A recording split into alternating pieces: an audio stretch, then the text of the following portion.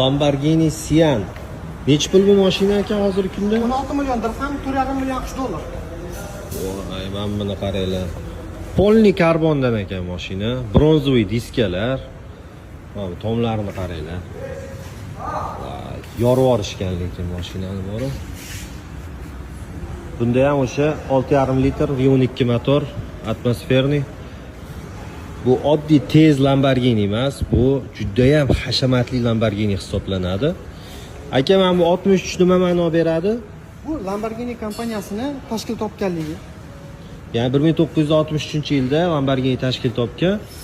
Bu mashinadan atigi 63 dona ishlab chiqarilgan ekan. Aynan Sian Coupe, ya'ni tomi ochilmaydiganda.